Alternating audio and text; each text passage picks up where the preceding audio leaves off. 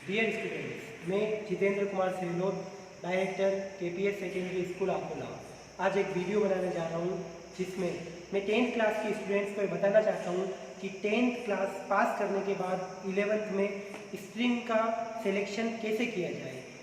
ज़्यादातर देखा जाता है कि 10th पास स्टूडेंट्स अच्छी गाइडलाइंस के अभाव में या अच्छे नॉलेज के अभाव में एक गलत स्ट्रीम का सिलेक्शन कर लेते हैं, जिससे कि पूरी लाइफ उनको एक गलत स्ट्रीम की पढ़ाई करनी पड़ती है और उनका करियर पूरा खराब हो जाता है। तो आज मैं आपको गाइडलाइंस दूंगा, इस वीडियो को देख के आप अच्छे से ये डिसाइड कर सकते हैं कि आपको किस सब्जेक्ट का सिलेक्शन करना है। तो इस वीडियो में मैं मेनली 10th क्लास के बाद कैसे सब्जेक्ट सेलेक्ट करनी चाहिए, इसके लिए मैं आपको 2 पॉइंट्स मेजर बताऊंगा। फर्स्ट पॉइंट, आप इस चीज़ को ध्यान में रखकर अपना स्ट्रीम सेलेक्ट करिए कि आपका लाइफ का एम क्या है, आपका ड्रीम क्या है, लाइफ में आप क्या बनना चाहते हैं। लाइफ में बहुत सारे करियर ऑप्शंस होते हैं, जैसे doctor, engineer, CA, CS, lawyer, businessman, politician, बहुत सारे और भी करियर ऑप्शंस होते हैं। तो अभी से आपको ये डिसाइड करना होगा कि लाइफ में आपको क्या बनना है। ये आपका फर्स्ट स्टेप होता है। फिर आप करियर डिसाइड कर लेते हैं कि मुझे ये बनना है। उसके बाद आपका फर्स्ट स्टेप होता है स्ट्रीम सेलेक्ट करना। आपको उस करियर के बेस पे अपनी स्ट्रीम सेलेक्ट करनी होती है। तो फर्स्ट पॉइंट क्या हुआ स्टूडेंट्स? फर्स्ट पॉइंट ये हुआ कि आपको लाइफ का एम क्या है। अब आप वो कैसे डिसाइड कर सकते हैं? तो आप जो भी बनना चाहते हैं, जितने भी करियर ऑप्शन हैं, तो उस फील्ड से जुड़े हुए लोगों को आप देखिए कि लाइफ में अगर आप वो बन गए तो क्या वो प्रोफेशन आप अच्छे से लाइफ में फॉलो कर पाएंगे। जैसे कि अपन एग्जांपल लेते हैं कि अगर आपका ड्रीम डॉक्टर बनना है, तो आप एक डॉक्टर की पूरी लाइफ को देखिए कि अगर आप डॉक्टर बन गए तो आप पूरी लाइफ को उस प्रोफेशन के साथ जी पाएंगे। उसके प्रोज कॉन्स, उसके फायदे नुकसान सब देखिए कि आप क्या उस लाइफ से सेटिस्फाई रह पाएंगे। फिर आप डिसीजन लीजिए कि मुझे एक डॉक्टर बनना है। तो सबसे पहले आपको क्या करना पड़ेगा? आपको अपना एम सेलेक्ट करना पड़ेगा कि लाइफ में आप क्या बनना चाहते हैं। फिर सेकेंड, आप जो बनना चाहते हैं क्या आप उसके लिए इतनी मेहनत कर पाएंगे। जैसे कि आपने एम तो डिसाइड कर लिया कि मुझे इंजीनियर बनना है, और इंजीनियर के लिए आपको साइंस मैथ्स लेनी पड़ेगी। तो आपको फिर ये देखना है कि क्या मैं साइंस मैथ्स पढ़ पाऊंगा, क्या मैं इतनी मेहनत कर पाऊंगा जितनी इंजीनियर बनने के लिए ज़रूरत होती है, या मैं कोई छोटा एम डिसाइड करूँ। अब ये आप पे डिपेंड करता है, क्योंकि मेहनत आपको करनी है, मुझे या आपके पेरेंट्स को नहीं करनी है। ये मेहनत आपको करनी है। तो सबसे पहले अपना करियर का एम डिसाइड कीजिए जो आपकी कैपेबिलिटीज़ के अकॉर्डिंग हो। और सेकेंड, आप ये देखिए कि उस स्ट्रीम में जो भी सब्जेक्ट्स हैं, क्या मेरा उसमें इंटरेस्ट है, क्या मैं उसमें पढ़ पाऊंगा। फिर ज़्यादातर ये देखा जाता है कि स्कूल्स वाले और भी रिलेटिव्स ये अपने 10th के परसेंटेज देखकर बच्चों को ये बोलते हैं कि आपको ये लेना चाहिए। जैसे 60% से बिलो बने बच्चे के तो ये देखेंगे कि आपको आर्ट्स लेनी चाहिए, 60 से 75% बने तो कॉमर्स लेनी चाहिए, 75 से अबव बने तो साइंस लेनी चाहिए। पर मेरा ये मानना ये चीज़ बिल्कुल गलत है। आपको अपने परसेंटेज देखकर करियर डिसाइड नहीं करना चाहिए। हो सकता है आप 10th में कम पढ़ते हो और उसके बाद आपका अच्छी करियर में पढ़ने का मूड हो जाए तो आप अच्छे परसेंटेज बना लो। तो ये कोई ज़रूरी नहीं है कि 10th में आपके इतने परसेंटेज बने तो उसके अकॉर्डिंग आपको स्ट्रीम सेलेक्ट करनी चाहिए। हो सकता है आपकी साइंस में इंटरेस्ट हो, पर साइंस का जब एग्जाम हो तब आपके कुछ प्रॉब्लम आ गई हो, या तब आपने कुछ कम पढ़ाई की हो जिससे आपके साइंस में 10th में कम नंबर आ गए हो, और आप ये देखो कि साइंस में मेरे कम नंबर आए हैं इसलिए मुझे साइंस नहीं लेनी चाहिए। पर ये एक इंटरेस्ट पे डिपेंड करता है कि आपको साइंस में कितना इंटरेस्ट है, साइंस के टॉपिक्स में कितना इंटरेस्ट है। तो अब मैं आपको एक एक करके सारी स्ट्रीम के बारे में बताऊंगा। तो 10th के बाद मेनली 3 तरह की मेजर स्ट्रीम होती है और 4th आपका डिप्लोमा कोर्सेज होते हैं। तो सबसे पहली स्ट्रीम के बारे में अपन बात करेंगे आर्ट्स, जिसके बारे में कहा जाता है कि सबसे कम परसेंटेज है तो आप आर्ट्स ले लीजिए। ये बात बिल्कुल मैं गलत मानता हूँ, क्योंकि ऐसा जरूरी नहीं है कि आप आर्ट्स में कम परसेंटेज में आप आर्ट्स ले लीजिए। ये भी माना जाता है कि जो आर्ट्स लेंगे वो लाइफ में सबसे कम रहेंगे, वो कम अर्निंग होगी उनकी। ऐसा कोई ज़रूरी नहीं है। अब मैं आपको सबसे पहले करियर ऑप्शंस में मैंने सारी स्ट्रीम को बांट रखा है जो आपको बोर्ड पे दिखाई दे रहा होगा। आर्ट्स में करियर ऑप्शंस की अपन अगर बात करें तो मैंने मेजर करियर ऑप्शंस आपको यहाँ बता दिए हैं। फर्स्ट, आप आर्ट्स में मतलब मेजर इसमें करियर ऑप्शंस होते हैं, ये आप आर्ट्स लेके बन सकते हैं। आप आर्ट्स लेके लॉयर बन सकते हैं, जैसे वकील, जज बन सकते हैं। एडमिनिस्ट्रेटिव जॉब जैसे आप आईएएस, आरएएस, कलेक्टर, एसडीएम, पटवारी, ये सारे आप आर्ट्स में बन सकते हैं। और आप पॉलिटिशियन, राजनेता बन सकते हैं। तो ये सारा जिसका एम हो, जैसे मैंने पहले ही बताया था, फर्स्ट आपको अपना एम सेलेक्ट करना होगा। तो जिसका एम ये सारा बनना हो, और भी बहुत सारे होते हैं इसमें कैरियर ऑप्शंस, और मैंने मेजर कैरियर ऑप्शंस के बारे में बात की है। तो जिनका एम ये बनना हो वो आर्ट्स को ऑप्ट कर सकता है। अब आर्ट्स को अपन ये तो बात कर ली अपन ने कैरियर ऑप्शंस की, तो यहाँ पे आपके क्लियर हो गया कि मुझे ये बनना है तो आपको आर्ट्स लेना होगा। फिर सेकेंड पॉइंट जो मैंने डिस्कस किया था कि आपको सब्जेक्ट्स क्या पढ़नी पड़ेगी, तो ये भी एक इम्पोर्टेंट फैक्टर है कि आपको सब्जेक्ट क्या पढ़नी पड़ेगी। आपने आर्ट्स तो ली, आपका कैरियर का एम भी डिसाइड कर लिया, पर उन सब्जेक्ट से आपको प्यार ही नहीं है, वो सब्जेक्ट से आपको इंटरेस्ट ही नहीं है, तो आप कभी आर्ट्स के साथ जस्टिस नहीं कर पाओगे। तो मैं आपको कैरियर ऑप्शंस बताता हूँ। सब्जेक्ट्स क्या क्या होती है उसके बारे में मैं आपसे डिस्कस करता हूँ। आर्ट्स में हिस्ट्री सब्जेक्ट होती है। अब हिस्ट्री के बारे में अपन बात करें तो इसमें इतिहास के बारे में पढ़ाया जाता है। जैसे कोई इमारत बनी, ताजमहल बना, तो किसने बनवाया था, उसमें कैसे कैसे वो बनी, किस सत्र में बनी, उसके बनने के पीछे क्या इतिहास है, उसके बारे में आपको इसमें बताया जाएगा। सेकेंड सब्जेक्ट होती है इकोनॉमिक्स। इसमें आपको अर्थशास्त्र के बारे में बताया जाता है।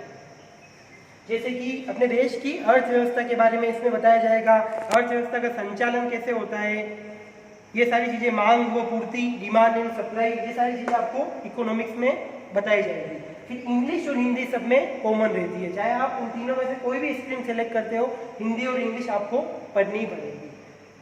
हिस्ट्री, इकोनॉमिक्स, संस्कृत के बारे में आप जानते ही हैं, 10th तक आपने पढ़ी हुई है।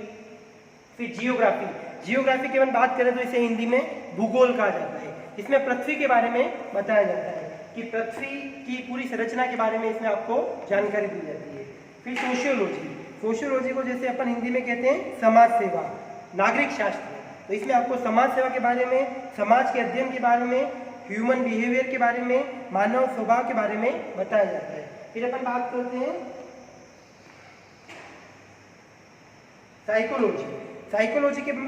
साइकोलॉजी को मनोविज्ञान भी कहा जाता है। इसमें मनुष्य के दिमाग के बारे में आपको पढ़ाई करनी पड़ती है। फिलोसॉफी, पॉलिटिकल साइंस, ये सारी सब्जेक्ट्स आपके आर्ट्स में होती है, जो आपने 10th में सोशल साइंस में पढ़ी होगी। इनमें से हिस्ट्री और जियोग्राफी स्पेशली आपने 10th में जब सोशल साइंस पढ़ी होगी तब आपने पढ़ी होगी। तो बच्चे 10th में अपनी सब्जेक्ट के इंटरेस्ट के अकॉर्डिंग भी 11th में आप सेलेक्ट कर सकते हैं स्टूडेंट्स। जैसे अगर आपको 10th में सोशल साइंस अच्छी लगती थी तो आप यहाँ जाके आर्ट्स ले सकते हो, क्योंकि आर्ट्स में उसी का अपग्रेडेशन आगे आपके चलेगा। अब अपन सेकेंड सब्जेक्ट की बात करते हैं कॉमर्स की। कॉमर्स के सबसे पहले कैरियर ऑप्शंस की अपन बात करते हैं। तो कॉमर्स के बारे में मैं इतना कहना चाहूँगा कि कॉमर्स में वो बच्चे ले सकते हैं, मेन इसमें अकाउंट्स और मैनेजमेंट होता है। जो बिजनेस और कंपनीज के फील्ड में जाना चाहते हैं वो कॉमर्स ले सकते हैं। जैसे बिजनेस और कंपनीज और बैंकिंग, इनकी अपन बात करें तो जैसे जो खुद का बिजनेस स्टार्ट करना चाहते हैं, या कोई किसी बड़ी कंपनी में मैनेजर बनना चाहते हैं, या फिर कोई अकाउंटिंग का काम करना चाहते हैं, बैंक में मैनेजर बनना चाहते हैं, जिनका कैरियर के एम ये है, वो कॉमर्स ले सकते हैं। अब इसमें मेनली आपको ये सिखाया जाएगा कि बिजनेस स्टडीज, बिजनेस का मैनेजमेंट कैसे किया जाता है, क्या क्या उसमें प्रॉब्लम्स आती है, जो बिजनेस का मैनेजर होता है उसमें क्या क्या गुण होने चाहिए, कैसे प्लानिंग की जाती है, कैसे किसी काम को किया जाता है, कैसे दूसरे आदमियों से काम लिया जाता है, ये मैनेजमेंट कहलाता है। तो अगर आपको इसमें इंटरेस्ट है तो आप कॉमर्स सेलेक्ट कर सकते हैं। इसमें अकाउंट्स की अपन बात करें तो उसमें आपको मेजर ये सिखाया जाएगा कि आपके पैसे कहाँ से आ रहे हैं और पैसे कहाँ जा रहे हैं। जैसे अपन बात करें, एक छोटा एग्जांपल लेते हैं, आप स्टूडेंट्स हैं तो आपके पास पैसे कहाँ से आते हैं, पेरेंट्स से आते हैं। पेरेंट्स आपको कुछ पॉकेट मनी देते हैं, वहाँ से आपको पैसे मिलते हैं, अब आप इनको कहाँ कहाँ खर्च कर सकते हो, तो उसका पूरा हिसाब किताब रखना, कहाँ कहाँ से पैसे आ रहे हैं और कहाँ कहाँ पैसे खर्च कर रहे हो, पैसों के सोर्स क्या है और पैसों के एक्सपेंडिचर कहाँ कहाँ हो रहे हैं, वो पूरा हिसाब किताब रखना अकाउंटेंसी कहलाता है, जो कि कॉमर्स की मेन सब्जेक्ट है। कॉमर्स की टफेस्ट और मेन सब्जेक्ट अकाउंटेंसी होती है, ठीक है। तो इस चीज़ में जिसका इंटरेस्ट है वो कॉमर्स कर सकता है। तो सबसे पहले आपको कैरियर ऑप्शंस, इसमें आप चार्टेड अकाउंटेंट बन सकते हैं, कंपनी सेक्रेटरी बन सकते हैं, बैंक मैनेजर बन सकते हैं, और MBA, master of business administration, ये आप इसमें मेजर कैरियर ऑप्शंस होते हैं। और सब्जेक्ट्स की बात करें तो सबसे फर्स्ट होती है अकाउंटेंसी, जिसके बारे में अभी मैंने आपको बता ही दिया है।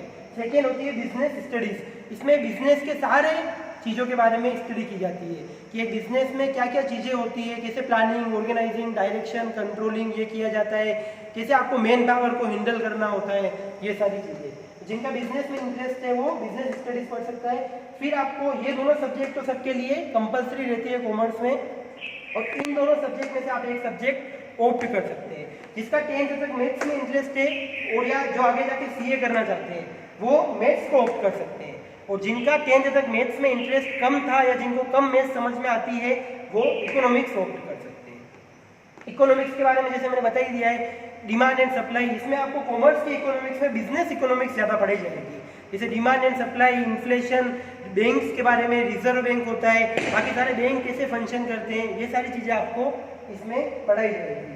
फिर इंग्लिश और हिंदी, जैसे मैंने बताया है, कोई भी स्ट्रीम आप सिलेक्ट करोगे तो आपको इंग्लिश और हिंदी तो पढ़नी ही है।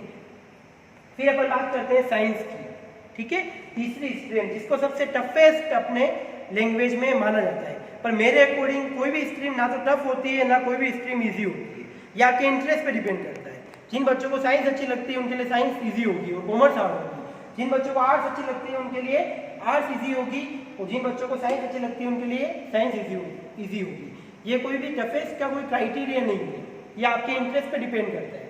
तो साइंस में अपन बात करते हैं, तो साइंस की मैं मेरी लैंग्वेज में बात करूं तो दो तरह के आपको साइंस में सब्जेक्ट्स होते हैं, मेडिकल एंड नॉन मेडिकल। अब मेडिकल में आपको साइंस बायो लेनी पड़ेगी और नॉन मेडिकल में आपको साइंस मैथ्स लेनी पड़ेगी। अब मेडिकल में आप आगे जाके डॉक्टर, नर्स या फिर डॉक्टर के फील्ड में कुछ कोई भी डॉक्टर, जैसे आप आंखों के डॉक्टर बन सकते हैं, आप दांतों के डॉक्टर बन सकते हैं, ये सारे आप डॉक्टर बन सकते हैं, मतलब मेडिकल फील्ड में आप कुल मिला के जा सकते हैं मेडिकल साइंस में। उसके लिए आपको साइंस बायो लेनी पड़ेगी, और अगर आपको इंजीनियर बनना है किसी कंपनी में तो आपको साइंस मैथमेटिक्स लेनी पड़ेगी। तो मैं आपको क्लियर कर दूं, साइंस में मेन कैरियर ऑप्शंस हैं engineer, doctor and scientist. Science लेके आप इंजीनियर बन सकते हैं किसी कंपनी में, उसके लिए आपको बीटेक करनी होती है, आगे जाके आप डॉक्टर बन सकते हैं और आप साइंटिस्ट बन सकते हैं। सब्जेक्ट्स साइंस में दो तरह की आपको, साइंस में आप दो आगे जाके ऑप्ट कर सकते हैं, मैथ्स और बायोलॉजी। जैसा कि मैंने आपको बताया, मैथ्स लेके आप इंजीनियर बन सकते हैं और बायोलॉजी लेके आप डॉक्टर बन सकते हैं। अब मैथ्स के सब्जेक्ट्स की अपन बात करें तो दोनों में फिजिक्स और केमिस्ट्री कॉमन है, चाहे आप साइंस मैथ्स लीजिए चाहे आप साइंस बायो लीजिए, आपको फिजिक्स और केमिस्ट्री पढ़नी ही पढ़नी है, और हिंदी इंग्लिश तो आपको सब में पढ़नी ही पढ़नी है। क्लियर है? अब आप एक्स्ट्रा क्या पढ़ेंगे? मैथ्स में आपको मैथमेटिक्स, जो आपने 10th तक मैथमेटिक्स पढ़ी है उसका अपग्रेडेशन, उसके आगे के लेवल की मैथ्स आपको 11th-12th में साइंस मैथ्स में पढ़नी होगी। और आपको अगर आप बायोलॉजी लेते हैं तो आपको मैथ्स नहीं पढ़नी पड़ेगी और बायोलॉजी पढ़नी पड़ेगी, ठीक है। बायोलॉजी की अगर अपन बात करते हैं तो बायोलॉजी में आपको जीव विज्ञान और मानव शरीर और उसके बीमारियां, इसके बारे में आपको पढ़ना पड़ता है। फिजिक्स की अपन बात करें तो इसमें आपको पदार्थ, गति व ऊर्जा, ये सारे सब्जेक्ट्स पढ़ने होते हैं जो आपने 10th में पढ़े होंगे। केमिस्ट्री की अपन बात करें तो इसमें आपको रसायन विज्ञान, पानी, गैस, इन चीज़ों के बारे में आपको पढ़ना होगा। ये सारी चीज़ें आपने 10th में आपने इजी लेवल पे पढ़ी हुई है, उसका ही टफ लेवल आपके 11th-12th में आ जाता है। तो जब आपने 10th में साइंस पढ़ी थी, जब आपको साइंस पढ़ने में अगर इंटरेस्ट हो तो आप साइंस ऑप्ट कर सकते हैं। उसमें अगर आपको साइंस मैथ्स में जिन बच्चों को ज़्यादा इंटरेस्ट है वो 10th में वो साइंस मैथ्स ले सकता है, और जिनको बायोलॉजी का जो पार्ट होता था साइंस में उसमें ज़्यादा इंटरेस्ट हो तो वो साइंस बायो ले सकता है। फिर अपन इन तीनों फील्ड से हट के एक अलग फील्ड की बात करें तो आप कोई 10th के बाद जो बच्चे जल्दी से जल्दी जॉब पाना चाहते हैं, जिनका एम जॉब करना है और ज़्यादा वो लंबे समय तक पढ़ाई नहीं करना चाहते हैं, वो डिप्लोमा कोर्सेज कर सकते हैं। ये आपके लिए एक नई टर्म होगी, डिप्लोमा कोर्सेज, जिसमें दो तरह के डिप्लोमा कोर्सेज मैंने यहाँ स्पेसिफाई कर रखे हैं, पॉलीटेक्निक डिप्लोमा कोर्सेज और डिप्लोमा इन ITI।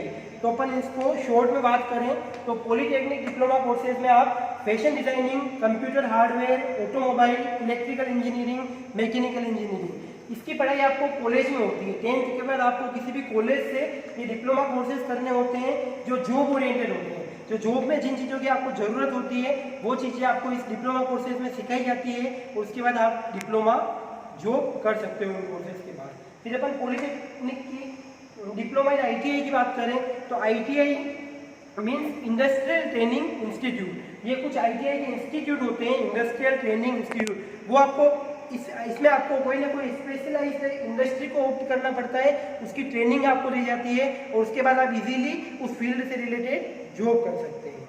ठीक है, मैंने आपको मेन 4 स्ट्रीम के बारे में इस वीडियो में बताया है, जो 4 स्ट्रीम इस बोर्ड पे भी लिखी हुई है।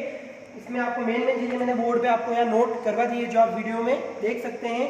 अब मैं आपको केवल इतना ही कहना चाहूँगा कि आप सब्जेक्ट ऑप्ट बहुत ही केयरफुली करें, चाहे 1-2 दिन लगें। आप स्टूडेंट्स घर पे बैठ के अपने माइंड से मंथन करें कि मुझे क्या सब्जेक्ट लेनी चाहिए, क्योंकि आपका पूरा फ्यूचर ये एक स्ट्रीम डिसाइड करेगा। ये आप किसी के बातों में आके नहीं करें, चाहे अपने टीचर चाहे मेरी बातों में आके भी नहीं करें। कोई भी आपको आपसे बेहतर कोई भी नहीं बता सकता है कि आपको क्या स्ट्रीम सेलेक्ट करनी चाहिए, तो आप खुद ही डिसाइड कर सकते हो। तो आपको एक घर पे 1-2 दिन बैठ के आप मंथन कीजिए, सारी सब्जेक्ट्स के बारे में सोचिए कि क्या मैं ये सब्जेक्ट पढ़ पाऊंगा। आपके राय आप सबसे लीजिए, सजेशन सबसे लीजिए, अपने स्कूल के टीचर से लीजिए, आप अपने पेरेंट्स से लीजिए, या कोई आपका सीनियर है, आपके भाई हैं, उनसे आप राय लीजिए, पर डिसीजन आप खुद लीजिए, क्योंकि पढ़ना आपको खुद को है। आपके रिलेटिव, पेरेंट्स, टीचर को नहीं पढ़ना है, उनको एग्जाम नहीं देना है, आपको खुद को एग्जाम देना है, खुद को अपना करियर बनाना है। तो बहुत ही सोच समझ कर आप करियर का डिसीजन लीजिए। कोई भी सब्जेक्ट छोटी बड़ी नहीं होती, सारी सब्जेक्ट इक्वल होती है, ये आपका पूरा फ्यूचर डिटरमाइन करेगी।